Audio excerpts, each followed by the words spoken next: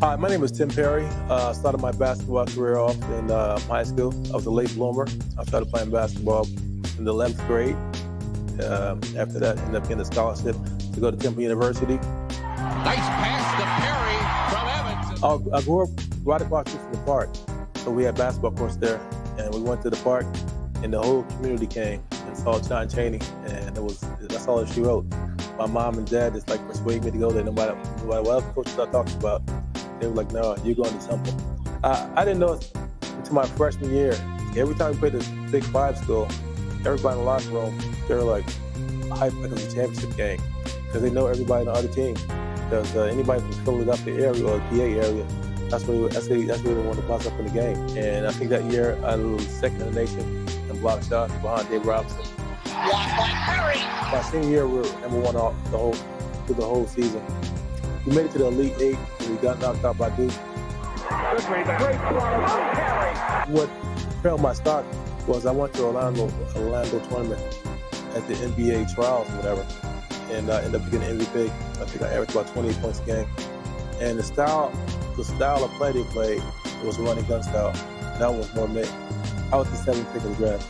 For the 7th pick in the draft, the Phoenix Suns select Tim Perry of Temple University. I went to the Phoenix Suns first, and then I ended up getting traded in that Charles Barkley trade to Philadelphia. I was back home. The dunk contest, this is what happens. The first dunk contest I was a rookie. And I think what it was, though, when I was at Temple, I stopped practicing fancy dunks. So we were one of those kind of showboat teams. But before I got to Temple in high school, I took the ball kind of ways. But I kind of like to slow down. And what happened was, during the course of the season, I dunked on so many people. They're like, whoa, Tim Perry. Put Tim Perry in the dunk contest. Tim Perry with the follow. That was a pass, I think.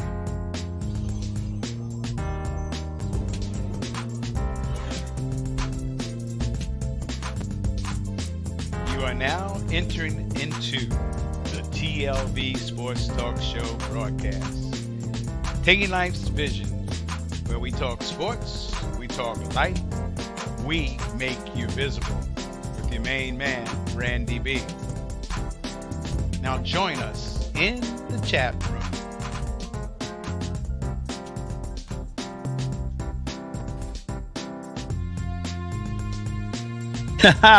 Yeah, boy. You know what time it is. It's the TLV Sports Talk Show. We talk sports. We talk life. We make you visible. That's right. Tonight we got my main man from Freehold, New Jersey. Played in the NBA, played at Temple University. We're going to be talking about that, and we're going to be talking about what he's presently doing, his life after basketball. I'm talking about Tim Perry. Tim Perry, ATP. Yes, sir. Welcome to the broadcast. It's an honor and it's a pleasure to have you here. What's going on with you? Yes, sir. We really appreciate that. Hey, listen, before we start talking about, we know that you played at Freehold High School. We know that you was the 7th pick in the first round back in 1988, I think it was, right? Yes, sir. 88. Yes, sir. You went with the Phoenix Suns. You played there for a couple of years. But we'll always remember, you played there for 4 years, as a matter of fact, but we'll always remember you as a Philadelphia 76er, you know, and that's the way it is. And it's really good to see you here, have you on the air. And, but first we'd like to, talk to us about, before we get into, your basketball career, talk to us about what you're doing right now, presently in life. Oh, okay. Right now, I'm a real estate agent in New Jersey and Pennsylvania. And what I do is I help first-time home buyers get a house, or I help people actually sell their house. And I also work with investors. So me teaching people how to get a house, it's like one of the most important things, because I think you're making a commitment to the biggest asset you're ever going to get, which is the house. To get a house, you're going to pay $2,000, $3,000, $4,000 at least these days. And for me to help somebody get that dream, make the dream come true, that really helps me out, really makes me feel good. Absolutely. So tell our audience and those that are watching and those that are hearing how they can contact you and get a hold of you. Okay, I work for Vanguard Realty Group. That's a company in Cherry Hill, New Jersey. You can get in contact with me with the phone number 856-408-4647, or you can contact me at Perry Real Estate 411@gmail.com. I'd love to hear from you. And when's the best time to get in touch with you? Just leave a voicemail? Yeah, leave a voicemail. I normally get back with somebody within 6-8 hours, maybe the next day, depending on the situation. But normally within 24 hours, I'll definitely get back with them. All right, that's what we want to hear. But listen up. Let me ask you something. Does this picture here, what's that mean to you? That's my old high school, Freehold High School. Tell us about Freehold High School. Oh, Freehold High School, it's a really nice high school. I had a lot of fun. Bunch of friends for life there. I'm in Freehold right now with my mom's house. So Freehold is one of those schools, kind of small town school, but everybody knows each other.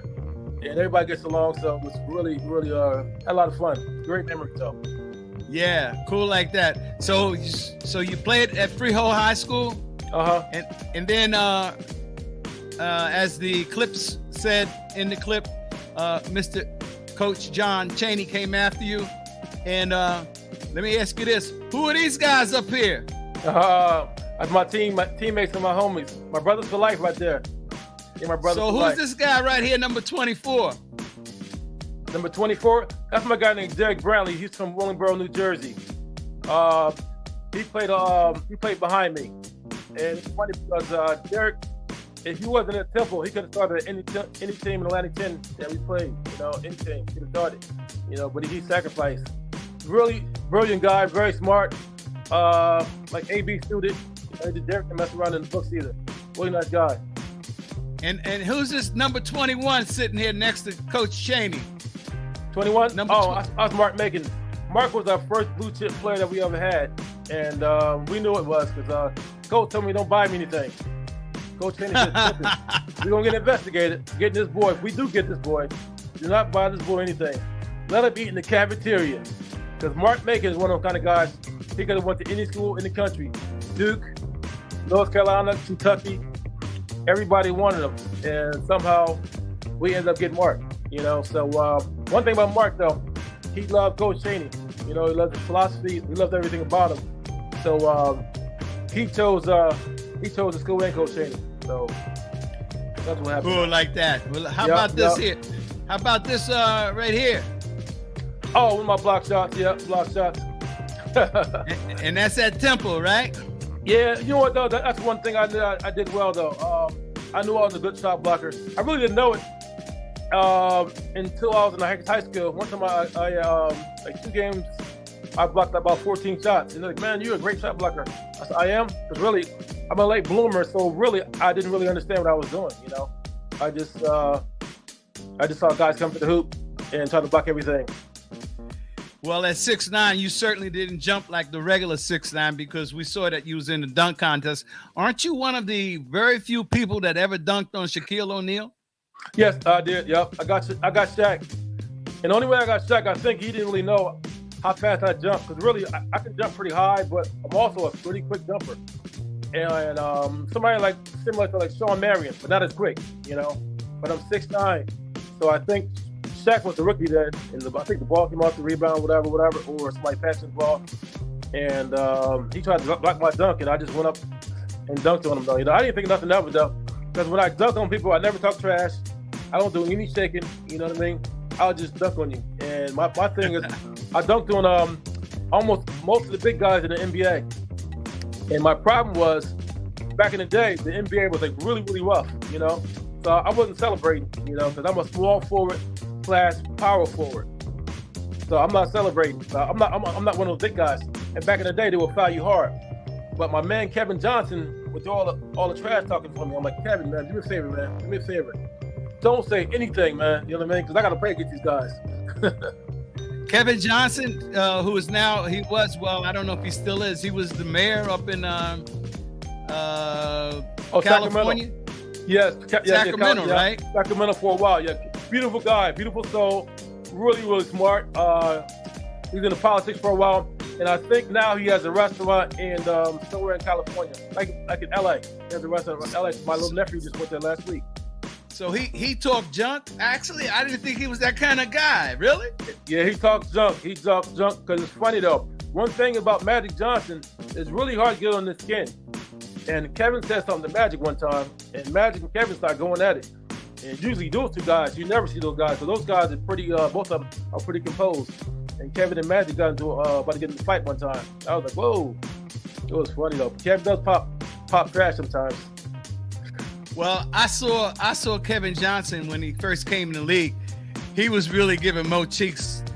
I could say he was giving him the business. He was just as fast, maybe a little bit faster than Mo Cheeks. And that's saying something because Mo Cheeks is a very good defensive guard in the league, as you very well know. But Kevin Johnson, I tell you, he put on a show down there in the Spectrum that night. Oh, man. Kevin was somebody special. It's funny because with Kevin, he has like one problem. He has like tight hamstrings. So in the playoffs, right before the playoffs, we get a little nervous. We start resting Kevin because for the Phoenix Suns, in order for us to go further, we know Kevin has to be healthy. So they always let Kevin rest up a little bit. Because as Kevin hamstring go, that's how we go. Cool like that. Well, let me ask you a quick question here. Which player, we all have somebody that we want to gear up for when we go against them in competition. Which player impacted you to play at the higher level of competition? Which player was that? To me, I think as far as college though, I had a couple players. I had like Danny Manning. I wanted to play against Danny because Danny was number one player in the country. And one thing about Danny can do everything, Great footwork, 6'10", knew the game inside and out. He ran the offense for him. He taught since he was a kid. So I really was geared up for Danny, though. He didn't know it, though. And at the time, I think my sophomore, junior year, I was just like, I was just coming up. But Danny was like the player of the year, the best player in the country. So my goal every time was trying to keep him about 10 to 12 points. And I know we had a good chance of winning that game, because, I really got up for him. He never knew it, though. He never knew it. And my second player was Lionel Simmons. Choo-choo. Yep.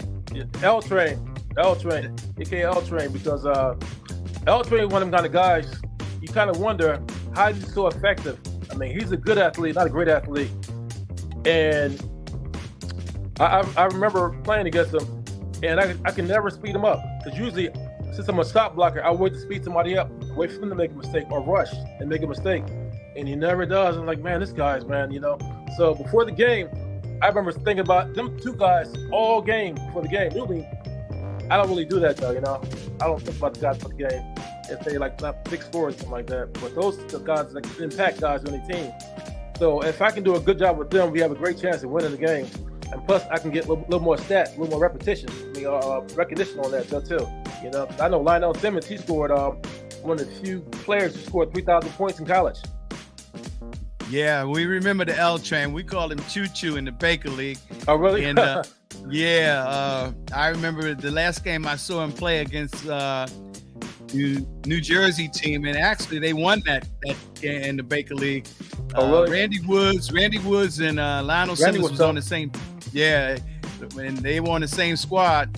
And Mr. Wayne Williams from St. Joe, he put on a show against Lionel Simmons that day. Oh, who's that? Wayne Williams. Oh, listen, man. And Wayne was another guy. I couldn't stand Wayne back in the day. I always tell him right now. I always tell him, listen, man. I am so glad you ain't 6'8", because he'd have bust me up, man. Because he used to take it to me like I wasn't nobody, though, And I really respect that too. I really respect that. Yep. Absolutely. Yep. Absolutely. He was a good ball player. I told him, man, if he was 6'8", I'd have been scared of him, man, because he would bring it to me all the time. Yeah, Wayne was very strong, extremely strong. I seen him take two guards up as he went up for a layup. He took them both up on his shoulders and made the layup and got fouled and made the free throw. Oh, yep. Yeah, he was extremely strong. It's Wayne funny. Williams. I felt a little bad for him. You know why? Because at Temple, we knew Wayne had a bad back. He had a bad back, and we used to play against him, and we used to try to tear that back up. Yeah, we try to tear his back up, though. Yeah, you never let people know where your injury or you're hurting at, because that's what they go after. That's right. That's right. And we did that too. Yeah, absolutely. Well, let me ask you this, okay, for our audience that's watching.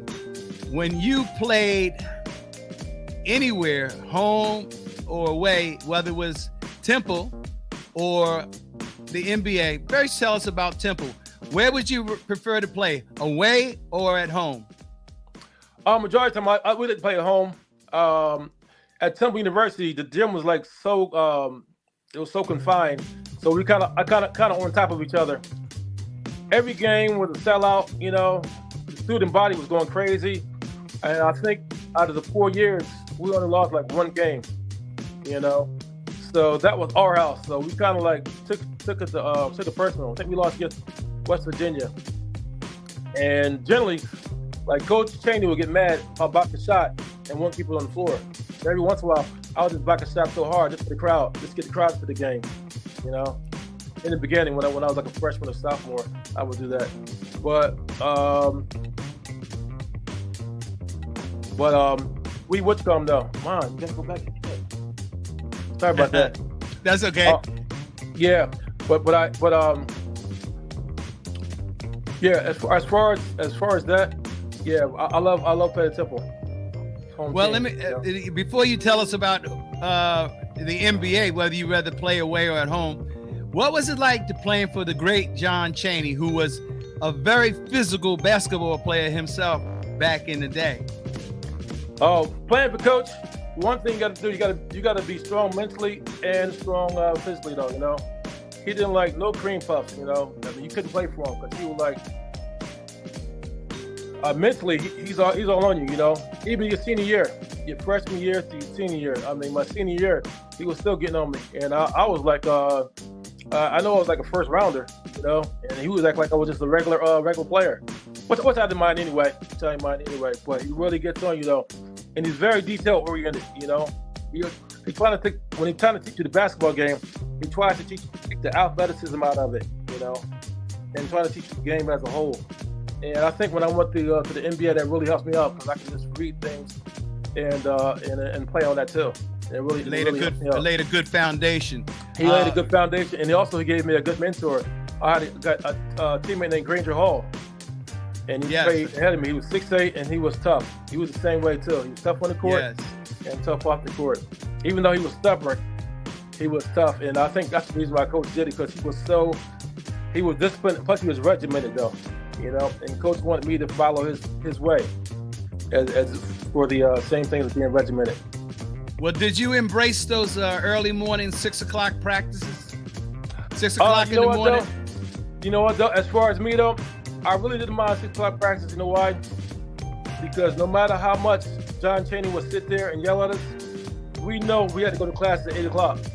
So he would get mad, and sometimes he wanted to keep it there longer, and he couldn't, because we had to go to practice. So that's one thing I didn't mind about at that time in the morning. But the hardest part about getting that time in the morning is you're going down Broad Street. You're so tired. You're just looking at the ground. You know, you're looking at every step that you take, and you never think about that. Though. You never get to think about that. So now tell us, who did you get? Not who did you get? As far as playing away or at home in the NBA, which did you prefer? With the Sixers, though, it was pretty tough because we were going through a rebuilding process, and I just got traded there with Sean Brad. No, I got traded there with Jeff Hornacek and Andrew Lane. So we ended up having a new coach. So within 3.5 years that I was there, we had 3 coaches, though. So it was a big old rebuilding, and we ended up getting Sean Bradley and Clarence Weatherspoon. And we were just changing players, trying to get the right fit. But it was pretty tough. But the Philly fans were really good to us, though. If we played hard, and even if we didn't win, and the score was close, they didn't mind because we played hard. So we put on our hard hats and kept the game close. And a lot of times when you do that, like for example, the New York Knicks can come to town, or the Chicago Bulls can come to town.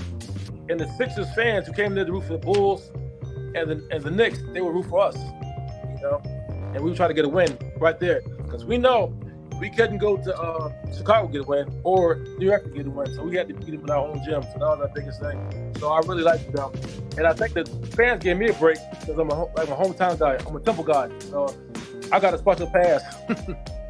That's right. Well, you know what a lot of people don't know. I guess if they went on WikiLeaks, they would find out you were an assistant coach at Holy Family in Pennsylvania. That's right. That's right. Yep. How long did you do that, and when did that take place? What year was that? I did that on a part-time basis. I think it was it could have been like 2008 to 2004 to 2008. I did it for like 4 years. I worked with a big man, head coach named Alfred Johnson. We had a pretty good thing going there. Pretty good thing. It was fun. Had fun with the kids, and these days I still talk to my old players these days. So I really miss them though, and it was a good experience. Wow, I never knew that about you until I did a little research, and that's pretty good. Are you thinking about going back into coaching? You know what though? I thought about it because now my son is finished playing ball, and my daughter still runs track out there in Iowa right now. So I'll try to make sense. I don't want to get into coaching and kind of miss them growing up too, you know. Exactly. So your son, this handsome guy right here. All right. Tell us more about him. Timmy played at Drexel for like 4 years. He ended up getting his degree in marketing, so now he works in outskirts of Pennsylvania. He's doing a good job. He loves where he's working out. I think he had like 1 more year eligibility, but I think he just didn't. He wanted to get into the work role and start working though. So you know, I like it though. I like it. He did a good job. He's a good kid. Always been a great student. So, and he never did anything wrong around the house. So I never can get scolded for anything. You know, so that's one of them kind of kids that any father would love to have. Yeah. The fruit doesn't fall too far from the tree. That's the way it is, man. Definitely. And so I'm gonna get in touch with you. Maybe we can get him to come around the Nike camp this summer and talk to the kids. He would love that. Yeah, he could do that. Yeah, he would love that. Yeah, the kids would love that, and he'd have to wear his uniform though, you know, because kids they learn by what they see. Oh, Drexel. Yeah, if he still has that. Yeah, that'll be cool, man. We'll get in touch with you. Yeah, for sure. Okay. Well, listen, man. Perry Real Estate 411 at gmail.com. That's right. That's right. We can't forget that. You know, and tell everybody the real estate agency that you're with. Real estate agency I'm with is called Vanguard Realty Group. We're out of Cherry Hill, New Jersey. All right, and that's Cherry Hill East, Cherry Hill West. Oh, you know what though? The complex is right over there where the Cheesecake Factory is at. Same Cheesecake Factory and the Home Depot. Right around there. That's where the office is at. Cool like that, man. Right well, up listen, Road. Listen, we've been trying to get you on the air for a year. Hey, let me ask you something real quick. Like, go ahead. Are you still representing in any way the 76ers? Are you affiliated with them?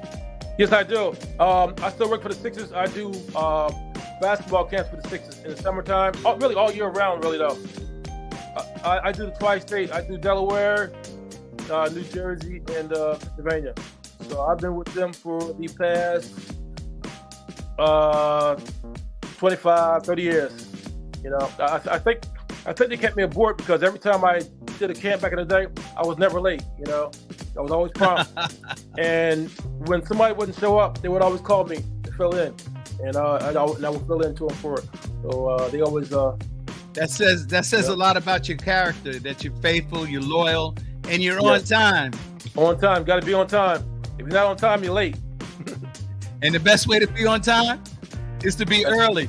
That's right. Always early. Yeah. Always, yeah. So I know that this is something that you passed on to your kids, and you can see that they're doing quite well. Yeah, they are. Thank you. Yeah, we were proud of you, man, and you know you're a legend. I haven't seen you since that beating we gave you all. Were you at that game we played when we played with Michael Anderson? I don't think he was at that game. No. At the O League. No, I haven't been there. No. Yeah, it was Parham, Mike Beeswick, Mike Anderson, and Chucky Smith. Oh, Big Chuck Smith, yeah. Big Chuck. Yep. And I forget who else they had on there. So I think, well, the last time I saw you was the Big Five Resurgence. That's right. Okay. Over in Philly. Yeah. So that's been a minute. One thing though, Mike Anderson, all those guys, Bruce, them, and they're funny, man. They still play basketball, and they're all about in the late 50s, and they still play basketball. Yeah, I talked to Mike the other day. He says he's playing in the 50 and over league, and also Derek Brantley. He didn't realize that he had another engagement, but he was supposed to come on here as a surprise guest, and y'all could chop it up. Oh, but, really? That's what's up. That's what's up. That's why you asked me that. I was wondering why you asked me that. He's funny. Yes, yeah. So he had to attend another engagement that his wife made, and happy wife, happy life. You know how that happy goes. Life. But that's what goes around, right? Yeah. So he sends his best, and he says he'll catch up to us at a later date. Appreciate it. T. Perry, the basketball journey started out at Freehold, New Jersey, Temple University. That's right. And you went 4 years at Temple too, right? I did. That's right. 4 years. And you also got another degree in liberal studies at Newman University, right? Yeah, I ended up going to Newman. Yeah, I did.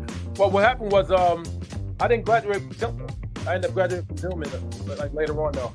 Because a lot of times when you're out of school, when I played for the Phoenix Suns, I used to go to the Pete Noel Big Man Camp in the summertime. So, there we didn't have, what do you call those classes? Computer classes, online classes. You had to actually go there. So I spent most of my time in Phoenix, Arizona. So when I got here, I went to Temple like once or twice, I think. But I kind of put it aside. The main thing is you got your degree. Definitely, man. Definitely, yeah. You pressed on his. I kept my father quiet, though. I kept my father quiet. He can't say anything. All his sons graduated. Yes. Well, Sonny Hill always said there's life after basketball. Certainly you're showing that. And from the words of Poppy Sanders up in Trenton High in Trenton, New Jersey, he's the trainer that's been up there for ages. Right. He says education outweighs it all. It so does. you certainly have shown that. And it's trickled down to your family, and we're real proud of you, man. It was a pleasure having you on the air.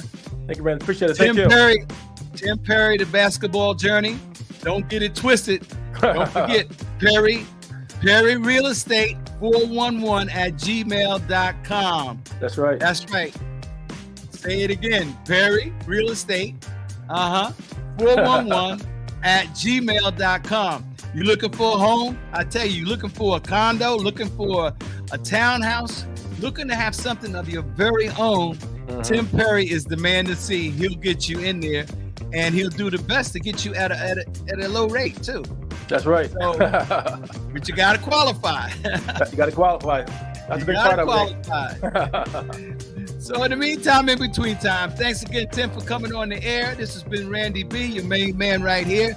And as everybody knows, in the meantime, in between time, we are off like a dirty shirt. Put it in the book. Thanks, man.